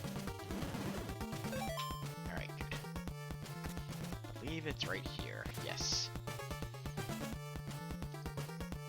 One of the most well-placed oak stakes. And I do believe that if you got an oak stake at the previous mansion, which I should have done, you don't need to go through all of that in order to... You don't have to go through all of that. You can just go the way that I was going. Because I do believe you keep oak stakes if you die. We're not going to test that theory. And we now possess Dracula's Nail. And Dracula's Nail is the only thing keeping you from being able to beat this game without the holy water. I believe every other place you can get, you don't need the holy water to use? I could be wrong. It's extremely recommended you get the holy water, because waiting this long to be able to actually break blocks is a foolish endeavor.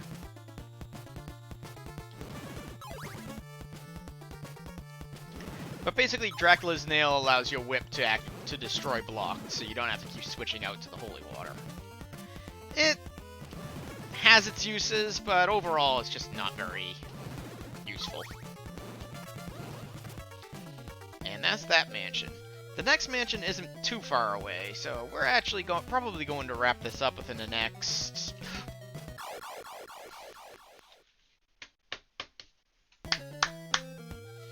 Good job. We're going to wrap this up. Probably within the next...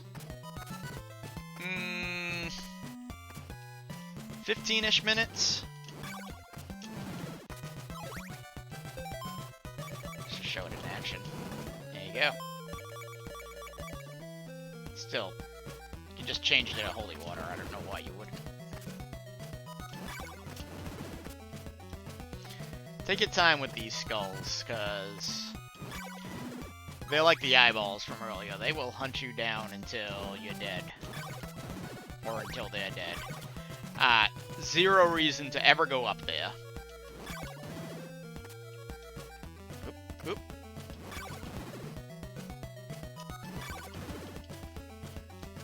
Nope.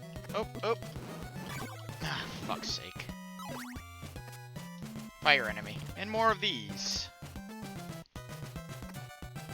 This time you don't want to be all the way at the edge of them when you jump, but again, jump at the peak to make it a little easier for yourself.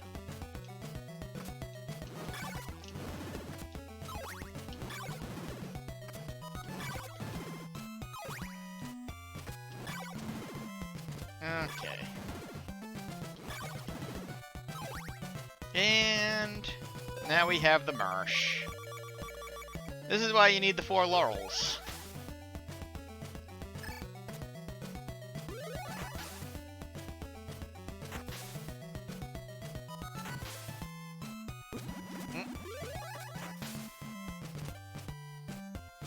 And I used 3 laurels to get by that.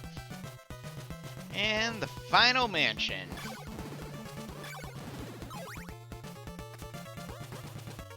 And enemies take 2 hits with the flame whip, so it shows that they're powerful. This was, believe it or not the last mansion when I first played the game. Because I didn't know where the hell the eyeball mansion was. And it wasn't until I found out at school that I could use the heart to get across that river. Needless to say, I did not get the good ending when I first beat the game.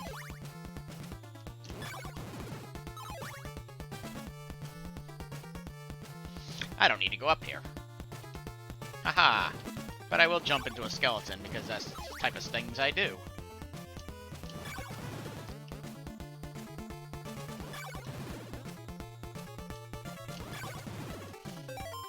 $120, okay. Yeah, I ran into a lot of enemies that gave me big hurts.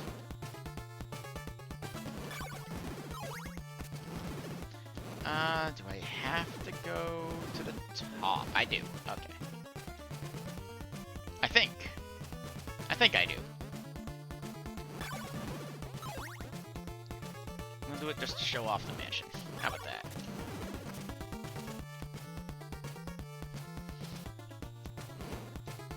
Yep, I had to come up here.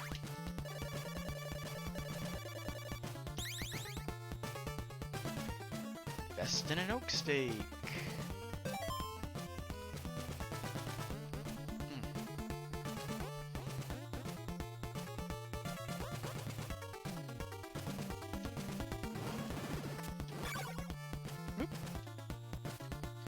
Into the abyss. Or it's him. I don't think so, though.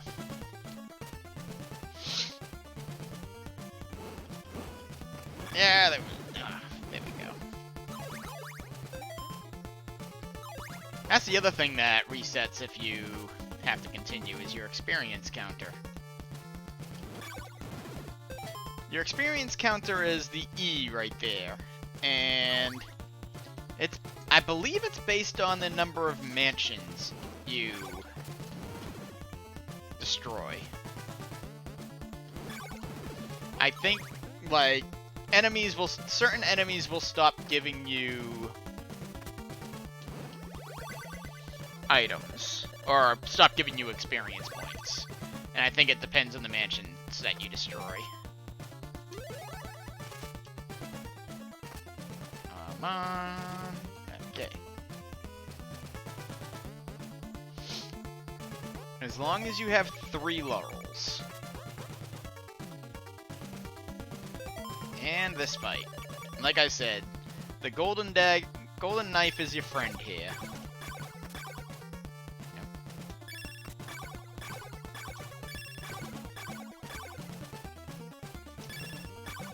This is Kamala. I know, she looks quite different than other games that she is in. But while death is actually optional to kill, you need to kill Kamala because you need the magic cross. Without the magic cross, you cannot enter Castlevania. And if you can't enter Castlevania, well, you can't defeat Dracula. And with that, you now possess Dracula's ring. The final body part. don't ask me how Dracula is formed out of a rib, a heart, an eyeball, and a nail slash fang, or a ring, but he is. But yeah, Camilla will circle the room like that, and I don't think I ever stopped it to... Yeah, and we'll throw up fireballs, which you can... will harmlessly fly over your head, or you can block with the shield. Even without the golden dagger, or golden knife, she's not a problem.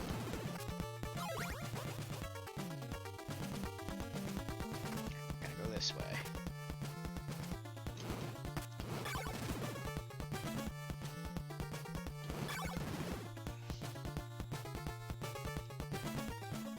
And I say nail fang because it's supposed to be his fang, but again, mistranslations.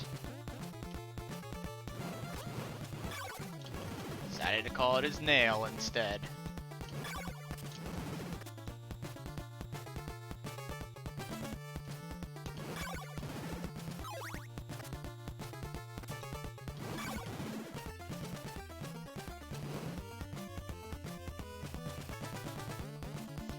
I know blind jumps are no-nos, but some of them I know that I'm safe.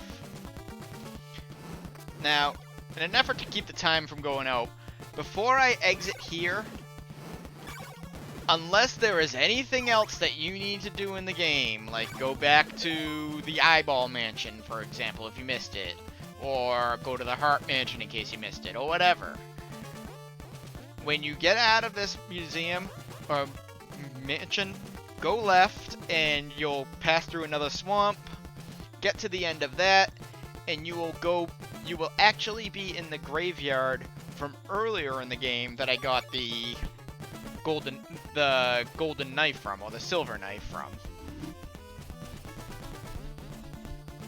And yes, I do realize I didn't go down those stairs earlier.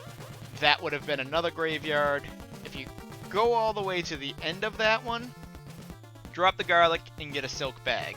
That will increase your capacity so you can actually hold 8 laurels or 8 garlics instead of 4. I didn't go back there because I died and I lost all my hearts. And I wasn't gonna farm for 250, so...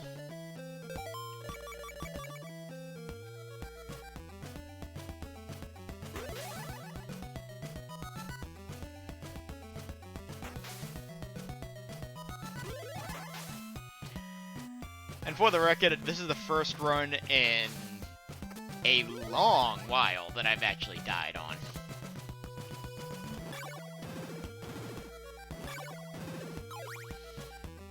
Which is why I was so upset with myself when I did. And by die, I mean game over.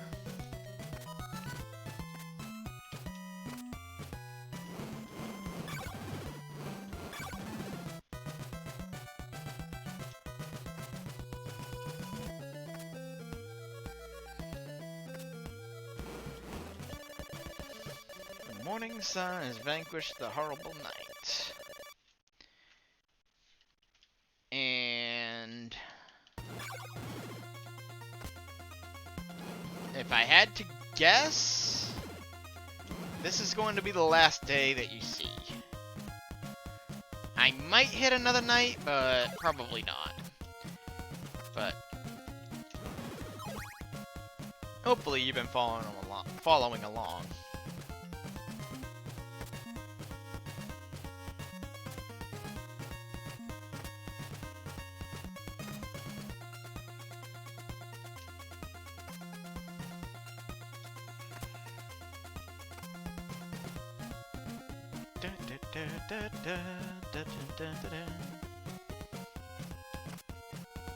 We're getting there.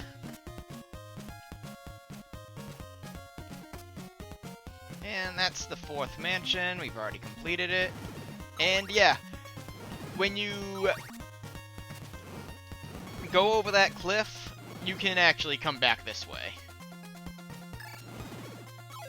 I did not know that either when I first played the game. So, after I got the eyeball from the mansion, I was confused as to where to go. After Castlevania, I warned you not to return. Yeah, this town, everybody's pissed at me.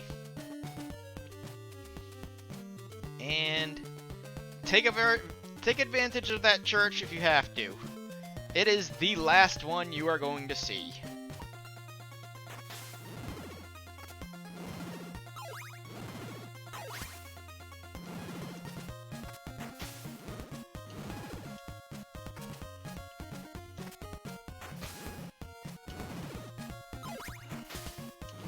And whatever you do, don't let these fishmen fire their fireballs. I don't know if you noticed at the plant that I fought earlier, but fireballs move especially quick now. See? Another swamp. However, this one's short.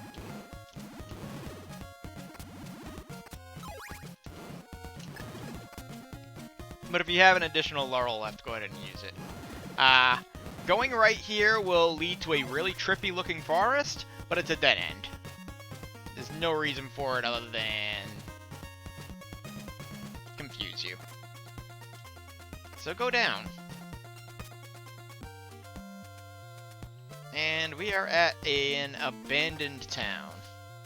The only person here, I believe, is in that building right there, and he says something along the lines of, like, don't come near me, or something like that. The reason this town's abandoned? Nope. Never mind, we aren't where I thought it was yet.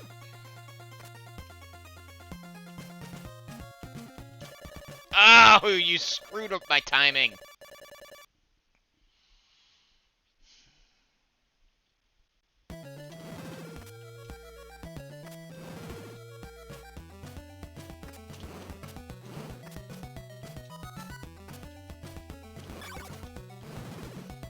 Because it's nighttime, that's taking 2 hits from the Flame Whip.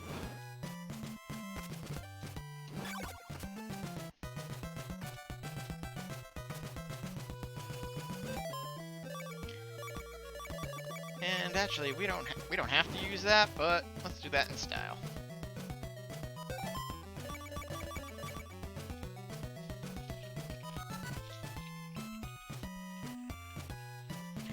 Yep, this is the last bridge. Legit, I'm pretty sure that that is the name of the bridge, the last bridge. And here it is. Castlevania. Yep, the ruins of the castle from the first game. And yes, you do need the holy water. I was trying to see if there was a way you could get past that with the fang, or the nail, but there isn't. So imagine going through all of that without the holy water, only to come here to find out you really did need it. Oh, and just follow the path that I'm doing. Everything else leads to a dead end without any... There's no books, none of that.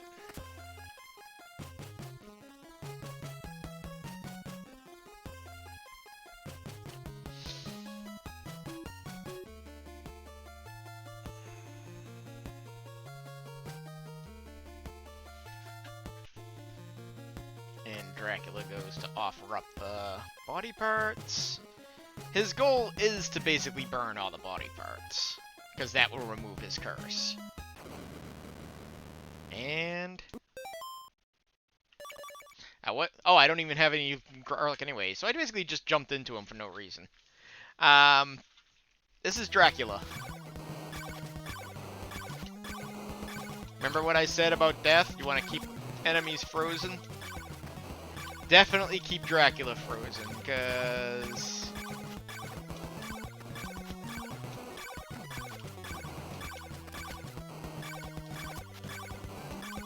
Because if Dracula is allowed to actually attack, he can be a pain.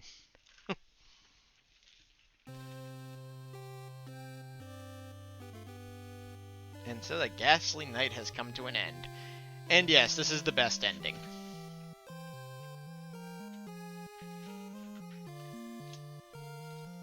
The encounter with Dracula is terminated.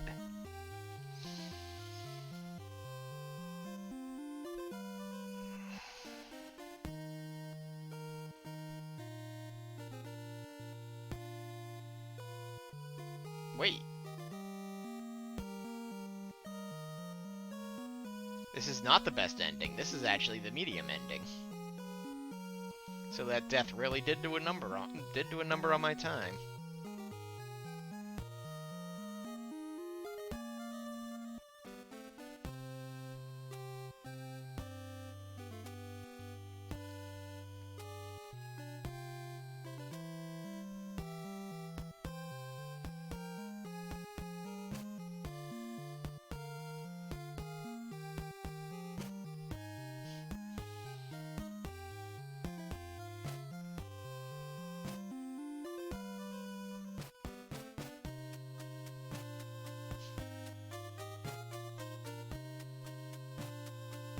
I think it's the medium ending.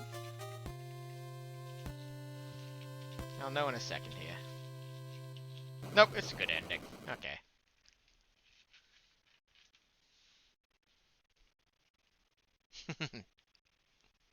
Dracula's still alive. And that is that. That is Castlevania 2. The reason I wasn't paying much attention to that ending is because, well, it's all kinds of screwy, the endings. Play the redacted hack and it fixes everything. Or you can actually look up endings online, and you can look up the Castlevania 2 endings online and like figure them all out, or watch them all and see the different translations and all the mistakes that they made. Exit. And I think that's it for today. Yeah, definitely. It's 9:30 and we have been streaming for 2 hours, which is my usual time to go. Next time, 3 and 4? I think so.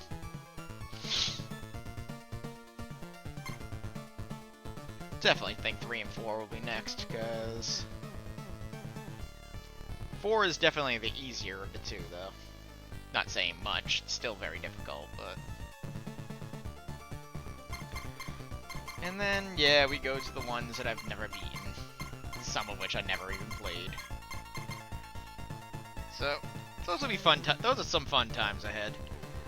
Thank you all for watching, and my next stream should be Thursday night, so I will see you all then. Take care.